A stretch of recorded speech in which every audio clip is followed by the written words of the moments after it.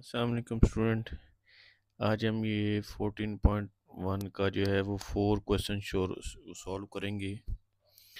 The following table shows the age x और systolic blood pressure जो है वो वाई को शो करता है। कितनी वुमेन है जी? ऑफ 12 वुमेन का उनको प्रेशर लिया, ब्लड प्रेशर चेक किया एज वाइज। एज हमारा एक्स है 56, 42, ये हमारा एक्स को कॉलम में जो एज को शो कर रहा है। और जो ब्लड प्रेशर है वो हमारा 147, 125, 160, 118, ये हमारा ब्लड प्रेशर वाई को शो करता है। Assuming that a linear regression model, आपको ये वाई ऑन एक्स लाइन का मॉडल दिया हुआ है, ये आपने फाइंड करनी है। Estimate the linear regression of blood pressure on age. ठीक है जी, फिर आपने जो है वो ये बता रहा है जी ब्लड प्रेशर ऑन एज। यहाँ पे आगे वो बता भी रहा है कि आपने कौन सी लाइन फाइंड करनी है। ब्लड प्रेशर हमारा वाई है और एज हमारा एक्स, तो y on x line find करनी है। ये मॉडल भी दिया है, उससे भी पता चल रहा है। और ये जो स्टेटमेंट दे रहा है ना, estimate the linear regression of blood pressure on age, ये भी बता रहा है कि y on x line find करनी है। नेक्स्ट पार्ट है हमारे पास estimate the expected blood pressure को अपने फाइंड करना है when of a woman whose age is, यानी जिसकी एज जो है वो 45 है, यानी एक्स की वैल्यू 45 हो। एक्स की वैल्यू 45 पर पुट करके लाइन के अंदर, एडिशन लाइन के अंदर, तो फिर हम उसका ब्लड प्रेशर निकालेंगे। What is the change in blood pressure, फिर एक और पार्ट उसने दिया हुआ है कि ब्लड प्रेशर चेंज, यानी कहते हैं what is the change in blood pressure में क्या चेंज आएगा for a unit change of age, जब एज का फिर यूनिट चेंज कर दिया जाए। ठीक है ना। तो डियर स्टूडेंट, ये आपका क्वेश्चन था। इसमें 3 पार्ट दिए हैं। पहला लाइन निकालनी है, दूसरा आपने वाई की वैल्यू फाइंड करनी है, तीसरा उसने ब्लड प्रेशर चेंज का पूछा है कि अगर एज का यूनिट चेंज कर दें तो फिर ब्लड प्रेशर क्या होगा। ये हमने ये 3 लाइन चीज़ें फाइंड करनी है इसके अंदर। ठीक है जी। लें जी, हमारे पास एज है, एज के कॉलम में 56, 42, 72, 36, इसी तरह सो ऑन, ये हमारे पास एक्स का कॉलम है, जो आपको मैंने अभी दिखाया था क्वेश्चन के अंदर। और नेक्स्ट आपका जो है वो वाई का कॉलम है, जो ब्लड प्रेशर को शो कर रहा है 147, 125, सो ऑन। ठीक है।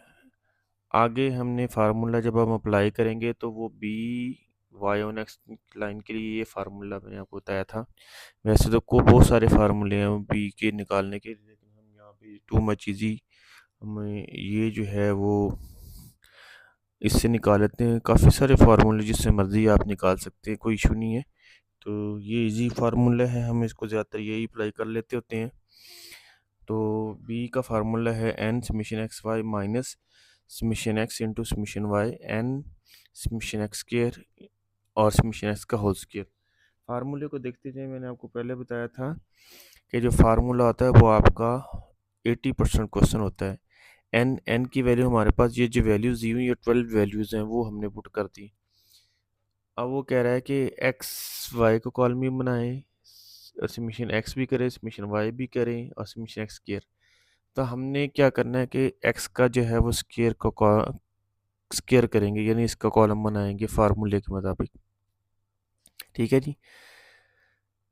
तो 56 का स्क्वायर 31, 36 हो गया। 42 का स्क्वायर ये आ गया 1764, 72 का स्क्वायर ये वाला 36, 1296, 63 का स्क्वायर 3969 और 47 का स्क्वायर 2209, 55 का स्क्वायर 3025 और 49 का स्क्वायर 2401, 38 का स्क्वायर 1444, 42 का स्क्वायर 1764, 68 का 4624, 60 का 3600, ये एक्स स्क्वायर को कॉलम बन गया। अब आपने एक्स और वाई के कॉलम को मल्टीप्लाई करना है, ये क्योंकि फार्मूले में ये बता रहा है ये ठीक है, ये भी अपने कॉलम बनाना है। इन दोनों की वैल्यूज़ को मल्टीप्लाई करेंगे तो ये आएगा 8232, 42 मल्टीप्लाई 125, 5250, इसी तरह इन तमाम वैल्यूज़ को मल्टीप्लाई करते जाएंगे तो ये कॉलम एक्स वाई का कॉलम बनता जाएगा। इसके अलावा हमने कोई और कॉलम नहीं बनाना। ठीक है जी। अब हम इसको अकॉर्डिंग टू फार्मूला वो कहते हैं समीशन एक्स वाई, यानी इस तमाम वैल्यूज़ को सम करेंगे तो इनका सम आएगा 889,894। समीशन एक्स यानी हमने एक्स के कॉलम का मल्टीप्लाई किया तो वो 628। समीशन वाई के कॉलम का मल्टीप्लाई कर रहा हूँ, सम करना है, सॉरी। समीशन एक्स के कॉलम को सम करेंगे 628 और समीशन वाई के कॉलम को सम करेंगे तो 1684 और समीशन एक्स वाई के कॉलम को प्लस करेंगे तो 89,894। अब ये कह रहा है कि समीशन एक्स स्क्वायर के कॉलम को करें प्लस, तो हमारे पास जो है वो 34,416।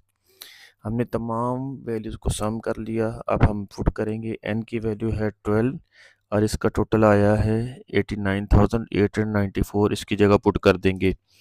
समीशन एक्स हमारे पास आया 628, वो पुट करेंगे। समीशन वाई का टोटल है 1684, वो पुट कर दिया हमने। अब फिर डिनोमिनेटर में n की वैल्यू आ गई और समीशन एक्स का जो टोटल है वो हमारे पास आया है, ये था हमारे पास 34,416 और समीशन एक्स का होल स्क्वायर का मतलब यहाँ पे समीशन एक्स की ही वैल्यू पुट करेंगे और उसका स्क्वायर ले लेंगे। अब हम इसको इसके साथ मल्टीप्लाई करेंगे तो ये आंसर आएगा हमारे पास। इन दोनों को मल्टीप्लाई करेंगे तो ये आंसर आया। इन दोनों को मल्टीप्लाई करेंगे तो ये आ गया 412992 और इसका स्क्वायर सॉल्व करेंगे तो 394384। न्यूमरेटर को इन दोनों को माइनस करेंगे तो ये आएगा 21,176। इन दोनों को माइनस करेंगे तो 18,608। जब हम इन दोनों को डिवाइड करेंगे तो b की वैल्यू हमारे पास आएगी 1.138। अब हम a की वैल्यू फाइंड करेंगे। a का formula summation y minus b summation x divided by n।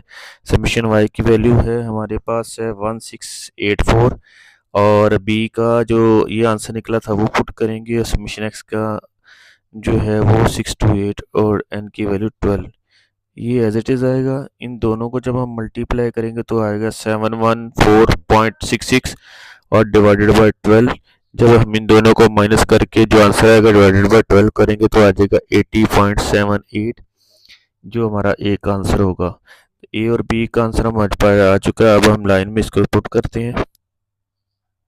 तो स्टूडेंट ये हमारे पास ए और बी की वैल्यू आई तो रिग्रेशन लाइन हमने ए की जगह ए की वैल्यू पुट कर दी, बी की जगह 1.138x एज इट इज़। तो ये लाइन हमारी मुकम्मल होगी। जो उसने पहला पार्ट कहा था कि फाइंड द रिग्रेशन लाइन, ये हमारी लाइन मुकम्मल होगी। फिर दूसरा पार्ट था कि उसने कहा जी अगर एज वुमेन की 45 हो तो उसका ब्लड प्रेशर क्या होगा।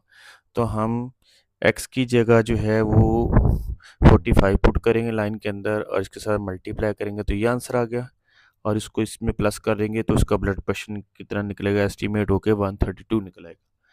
लास्ट पार्ट था वो कहता है जी अगर ब्लड प्रेशर क्या उसमें चेंजिंग आएगी अगर उसका एज का यूनिट चेंज कर दिया जाए।